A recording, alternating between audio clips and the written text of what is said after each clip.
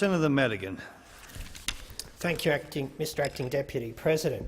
Three little words, made in Australia. In many ways they go to the heart of our economy and the well-being of our country. Those words impact directly on jobs, on our families and on our communities.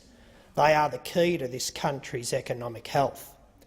In the not-too-distant past, they were a badge of honour. We'd speak them with pride. Now it's extraordinary we are here today to fight for these three words in relation to one of our most potent symbols. The Flags Amendment Bill 2014 is legislation that is simple and logical. I'd hope that most parliamentarians would be embarrassed to vote against. The bill comprises of 7 pages. The bill, along with amendments circulated by Senator Xenophon, states that the Commonwealth must only fly, use or supply a designated flag if the flag was made in Australia. Pretty simple, pretty agreeable. Well, we'll see. In the past, the Department of Parliamentary Services has been constrained to procure flags in accordance with the Commonwealth procurement rules. The rules are value for money, encouraging competition, efficient, effective, economical and ethical procurement, accountability and transparency, risk management and procurement method.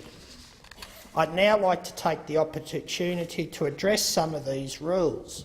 I will outline why this bill actually promotes the spirit of these rules and why, therefore, it should pass.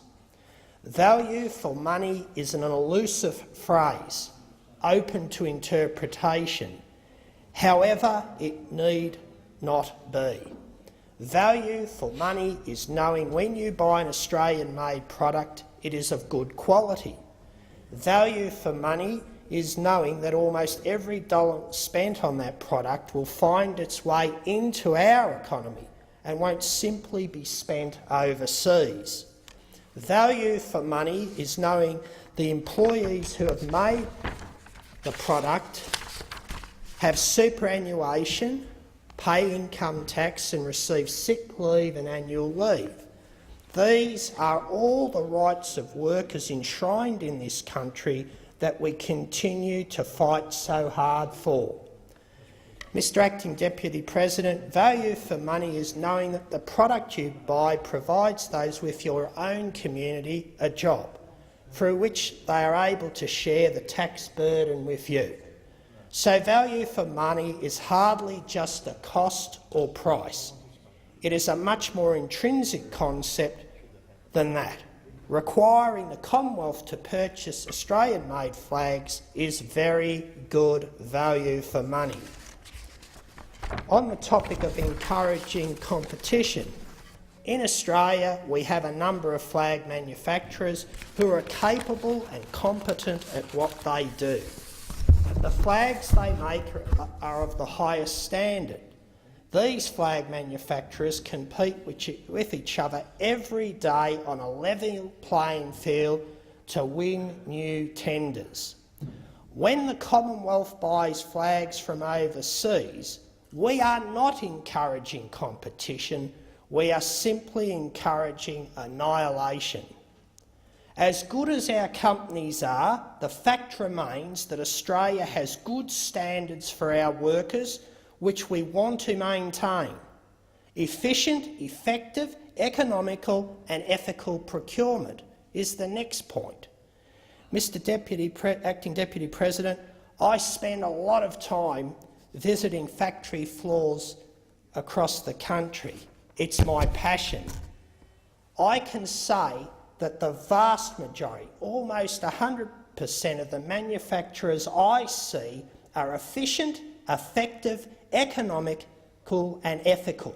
If they weren't, they wouldn't still be in business. Mr Acting Deputy President, this bill is about taking pride in our nation, taking pride in our nation's workers and their abilities, and ultimately taking pride in our flag. It's about being fair. Mr Wayne Gregory of Carroll and Richardson Flagworld said during the committee process, while the Commonwealth procurement rules seek to be non-discriminatory, in reality they offer a free kick to many importers. We do not compete with overseas suppliers who want to sell here. They sell through local importers. Obviously, the manufacturer overseas does not have to comply, so it is not a level playing field with regard to legislative requirements, regulations, standards, fair work, income tax, payroll tax, superannuation and occupational health and safety. Clearly the local importer has to, but the local importer may well be two people and a little factory out the back. I couldn't have said it better, Mr Acting Deputy President. It is astonishing to read the government tender document stating in black and white, and I quote, "Employees' rights in relation to freedom of association and the right to representation at work, including that the tenderer allows its employees to be able to make an informed choice about whether to join a union and be represented at work, do not apply to overseas-based suppliers." But it gets worse. Carolyn Richardson told the committee the Commonwealth Government was at its most difficult customer on the issue of Australian-made flags. Everyday Australians understand the benefit of buying Australian-made. They don't need purchasing guidelines, fancy graphs and statistics to know that if you buy local, you're making Australia a greater place. But for those in government, this concept seems too difficult to grasp. This bill, with the amendments circulated by Senator Xenophon, is what Australian industry needs right now. This bill is a turning of the tide in practical recognition of the importance of the Australian manufacturing sector. This bill is a pivotal opportunity for all senators who believe in the importance of the Australian manufacturing industry, for all senators who talk often about how they believe in Australian manufacturing industry, to vote in favour of it and not just to talk about it. Of course, there's one final aspect of this issue, and that is the power and the purpose and meaning of the Australian flag. This is our symbol under which Australians have fought and died. It adorns the coffins of those who have made the ultimate sacrifice, and it flies above the Parliament as an enduring symbol of Australian values of freedom, democracy and a fair go. Actions speak louder than words, and I challenge the senators in this place to vote in favour of this bill without amendments. Earlier in the debate, Senator Bax spoke about gas and how we sold our gas and free trade agreements.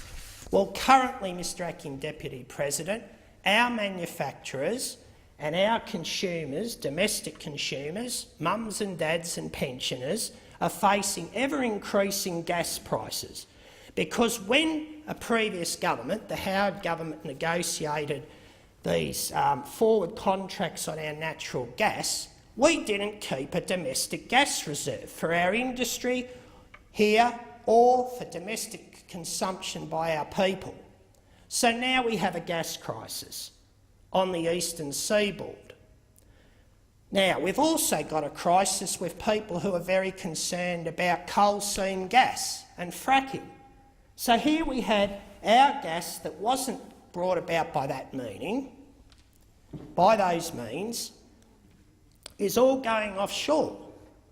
But we've got a crisis, so companies like Viridian Glass in Dandenong South have ever-increasing prices in gas, which is one of their major inputs into manufacturing of glass.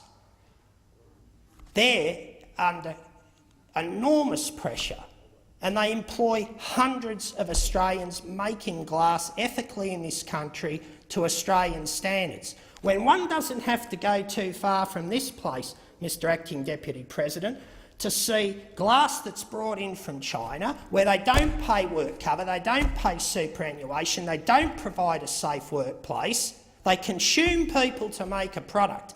And some people in this place talk about level playing fields. Well, it's an absolute fallacy, Mr Acting Deputy President, that there is a level playing field.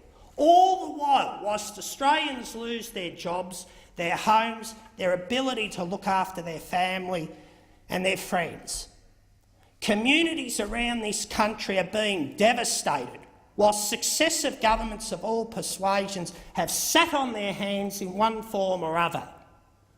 Go out and tell it to the people in Western Sydney. Go out and tell it to the people in Broadmeadows. Go out and tell it to the people in Spotswood, Geelong, where their lives have been turned upside down. These people want to contribute. They want to pay tax. They want to contribute to our nation's future. The great economies of the world manufacture, as I said in my maiden speech, the first speech to this parliament. A country is what a country makes. The great economies of the world have strong manufacturing sectors. They do not survive by simply digging holes in the ground, turning their country into a nation of drink waiters, or educating their competitors on how to bury them.